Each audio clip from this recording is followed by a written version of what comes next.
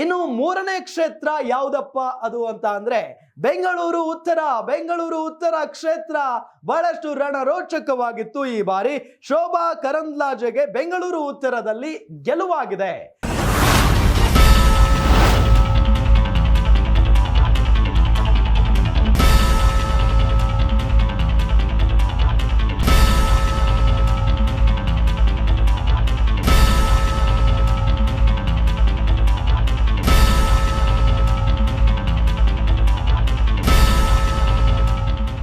ಶೋಭಾ ಕರಂದ್ಲಾಜೆ ಎಲ್ಲಿದ್ರು, ಇಲ್ಲಿ ಕರ್ಕೊಂಡು ಬಂದ್ರು, ಗೆದ್ರು.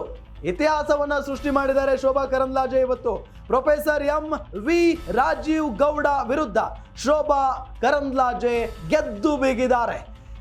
ಉಡುಪಿ ಚಿಕ್ಕಮಗಳೂರು ಕ್ಷೇತ್ರವನ್ನ ಬಿಟ್ಟು ಬಂದಿದ್ರು ಶೋಭಾ ಕರಂದ್ಲಾಜೆ. ನಿಮಗೆಲ್ಲ ನೆನಪಿರುತ್ತೆ, ಉಡುಪಿ ಚಿಕ್ಕಮಗಳೂರು ಲೋಕಸಭಾ ಕ್ಷೇತ್ರದಲ್ಲಿ ಕಳೆದ ಬಾರಿ ಸಂಸದೆಯಾಗಿದ್ರು, ಕೇಂದ್ರದ ಮಂತ್ರಿಯಾಗಿಯೂ ಕೂಡ ಕಾರ್ಯವನ್ನ ನಿರ್ವಹಿಸಿದ್ರು.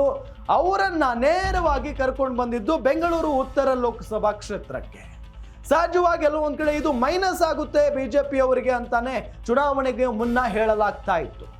ಆದ್ರೆ ಆಶ್ಚರ್ಯ, ಮತ್ತೊಮ್ಮೆ ಗೆದ್ದು ಬೀಗಿದ್ದಾರೆ ಇಲ್ಲಿ ಶೋಭಾ ಕರಂದ್ಲಾಜೆ ಅವರು. ಬೆಂಗಳೂರು ಉತ್ತರವನ್ನ ಉಳಿಸಿಕೊಂಡಿದೆ ಬಿಜೆಪಿ. ಶತಾಯಗತಾಯ ಕ್ಷೇತ್ರವನ್ನ ಗೆಲ್ಲಲು ತಯಾರಿಯನ್ನ ನಡೆಸಿತ್ತು ಕಾಂಗ್ರೆಸ್. ಶತಾಯಗತಾಯ ಗೆಲ್ಲಲೇಬೇಕು ಅಂತ ಹೇಳಿ ಬಹಳಷ್ಟು ಪ್ರಚಾರವನ್ನ ಮಾಡಿದ್ರು ಕಾಂಗ್ರೆಸ್ನ ನಾಯಕರು. ಸಚಿವರಾದಂತಹ ಕೃಷ್ಣ ಬೈರೇಗೌಡ, ಬೈರತಿ ಸುರೇಶ್ಗೆ ಮುಖಭಂಗ ಆಗಿದೆ. ಕೃಷ್ಣ ಬೈರೇಗೌಡರು ಎಷ್ಟೊಂದು ಓಡಾಡಿದ್ರು ಗೊತ್ತಾ ಆ ಕ್ಷೇತ್ರದಲ್ಲಿ. ಶತಾಯಗತಾಯ ಗೆಲ್ಲಿಸಲೇಬೇಕು ಕಾಂಗ್ರೆಸ್ ಅಭ್ಯರ್ಥಿಯನ್ನ, ರಾಜೀವ್ ಗೌಡ್ರನ್ನ ಗೆಲ್ಲಿಸಲೇಬೇಕು ಅಂತ ಹೇಳಿ ಪಣ ತೊಟ್ಟು ನಿಂತ್ಕೊಂಡಿದ್ರು ಈ ಇಬ್ಬರು ಸಚಿವರುಗಳು. ಆದ್ರೆ ಸಾಧ್ಯ ಆಗ್ಲಿಲ್ಲ. ಬೈರತಿ ಸುರೇಶ್ ಅವರಂತೂ ಹಗಲು ರಾತ್ರಿ ದುಡಿದ್ರು, ಅದು ಸಾಧ್ಯ ಆಗ್ಲಿಲ್ಲ. ಇಬ್ಬರು ಸಚಿವರಿದ್ರು ಕೂಡ ಕಾಂಗ್ರೆಸ್ಗೆ ಉತ್ತರ ಕ್ಷೇತ್ರದಲ್ಲಿ ಸೋಲಾಗಿದೆ. ಹೌ ಇಟ್ ಈಸ್ ಪಾಸಿಬಲ್ ಅಂತ ಹೇಳಿ ಕಾಂಗ್ರೆಸ್ನ ಕಾರ್ಯಕರ್ತರು ಪ್ರಶ್ನೆ ಮಾಡ್ತಾ ಇದ್ದಾರೆ.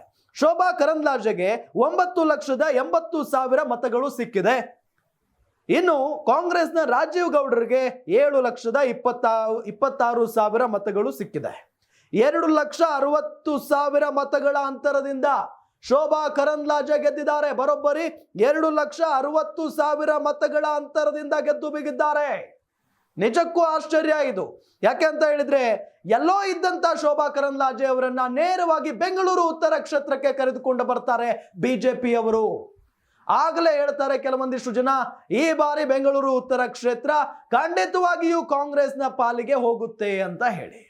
ಆದ್ರೆ ಅನ್ಕೊಂಡಂಗೆ ಆಗಿಲ್ಲ. ಮತ್ತೊಮ್ಮೆ ಉಳಿಸ್ಕೊಂಡಿದ್ದಾರೆ ಬೆಂಗಳೂರು ಉತ್ತರ ಲೋಕಸಭಾ ಕ್ಷೇತ್ರವನ್ನ ಬಿಜೆಪಿಯವರು.